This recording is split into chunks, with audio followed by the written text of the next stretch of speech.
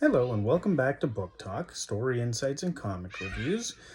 You might hear my daughters in this video, and if you do, I am a dad of two little girls, a 5 and a 3-year-old. They are very loud and very excited at all times. But today we're going to be going into a comic review of Star Wars, Lost Tribe of the Sith. So if you are a Star Wars fan, I'm going to be doing a lot of Star Wars in the future because I'm trying to review it in chronological order. I've already read from Dawn of the Jedi up until this point, but this is where the reviews are going to start. So without further ado, let's get into it. So again, this rendition is called Star Wars Lost Tribe of the Sith, and this is a few hundred years after a Sith ship got sent on a run by Nagasato, and basically what happened is it got caught up in a planet's orbit, I believe, and it ended up falling into the planet and crash landed. And because of the planet's electromagnetic sphere, they actually couldn't send out any kind of communication. And this is a very primitive planet, so it didn't have any of the necessary parts to replace their ship. So they were kind of stranded on there. They weren't able to leave. So they ended up living on this planet. And because of their Sith powers, they ended up dominating over the planet and becoming their rulers. Now, one thing I appreciated about this comic is it kind of tells you a story from the Sith's perspective. Because you know what they say, when it comes to a person, nobody actually tries to be evil. Everybody usually feels that they are doing the right thing. So when you read this comic and you read it from the Sith's perspective, you actually read it from the perspective of someone who actually truly believes that they are a good person, that they're doing the right thing, that this is how you be strong, this is how you live life. And I'll show you necessarily what I mean. So this is the first page of the comic. And as you can see, the look on their faces, if you didn't know any better and you didn't know the lore, if you didn't know that the red lightsabers meant Sith, you could swear to God that this was two Jedi looking back at the people with just the expression on their faces.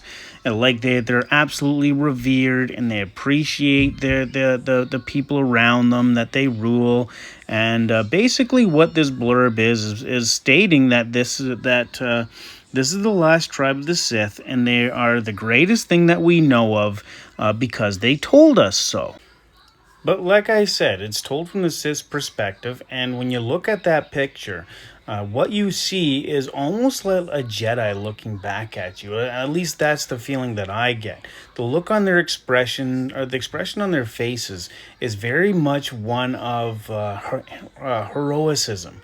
The way they're looking back at the camera is basically one of appreciation for the people that are around them. If you looked at that picture and if you didn't know that the red lightsaber actually meant that they were Sith, you'd swear to God that it was a Jedi, that it was two Jedi holding up their lightsabers in victory. And then, just like every single Sith story that you ever read about, an assassin attempt comes in. And this guy calls himself the Death Spinner. And he's trying to kill the Grand Lord of the Sith, which he believes is the lady with the red lightsaber. So the comic goes on from there where they capture him and she says, I don't want to break your mind, but I do want to break your body. And she tells the interrogators to make sure that he makes a lot of noise, as this is a celebration after all. I can't really remember the celebration that they're doing in the comic, but I'll go on to the next part where they're actually interrogating him, and apparently it's quite painful. So here the Death Spinner is, being interrogated for many painful hours, and at this point he can barely talk. Now what ends up happening here is he actually gets the attention of the actual Grand Lord of the Sith. The Grand Lord of the Sith gives a brief description of how the Sith actually got there. Basically what I told you at the beginning of this video, and that he shouldn't be held captive because he holds to the laws of the Sith. And the lady in the red hair actually disagrees and states he's just a common vagrant, just a lowly criminal, and nothing sacred to him. He'll stick a knife in your back for any reason, whether it's a good one or a bad one. And the Grand Lord of the Sith says, exactly. So he obviously doesn't belong in captivity being interrogated. He clearly holds to the views of the Sith, as he will stab you in the back for any reason, great or small. So the Death Spinner and the lady in the red hair actually end up getting into it and conversing. And Death Spinner actually convinces her to board his ship and actually leave with him, because he tells her that being the daughter of the Grand Lord, she actually won't ever experience any power, not unless she's actually willing to kill the Grand Lord, which she doesn't believe she's capable of it. So they end up sneaking away on this ship. And but on the way to the ship, they actually try and a mutiny actually take over the ship, and that ends up not going too well. And they end up in a quite a big battle once they end up on shore, which the shore is very snowy, which they did not expect. They actually expected this to be like a tropical type of land, and it's more like the Arctic. So here they are in the epic battle. The Sith with the red hair. Again, if you want to know these people's real names, read the book, read the comic. I don't want to give any spoilers out. That's why I'm calling them the Death Spinner and the lady in the red hair.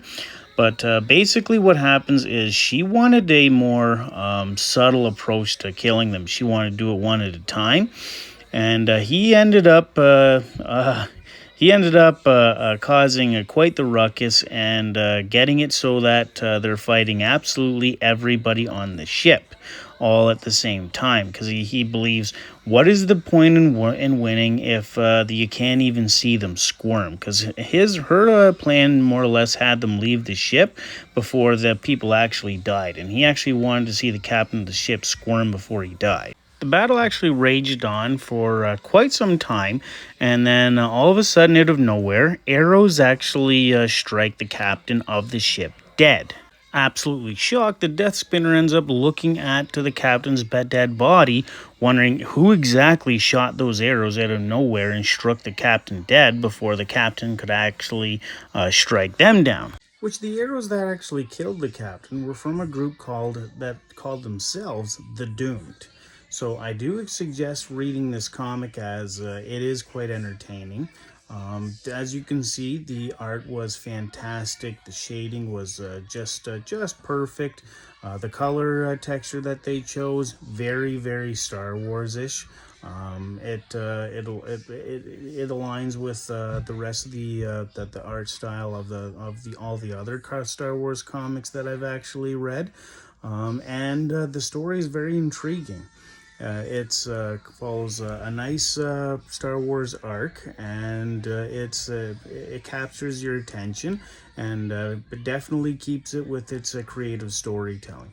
So all in all, I would say that this is a very good comic book, and I would suggest it to anybody who is a Star Wars fan.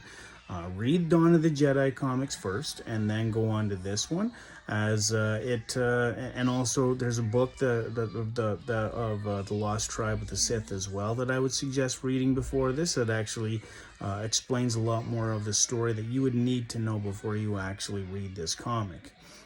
So if you like this video, hit like, comment, and subscribe if you haven't already subscribed, because again, I am going to be getting into more Star Wars comics and books, as I'm trying to read them in chronological order. I'll review them on here as I read them, and hopefully you guys will enjoy my journey on the Star Wars path. And leave a comment, and I'll respond to every single comment that you guys leave. And thank you very much, and that's about it. I'll see you on the next one.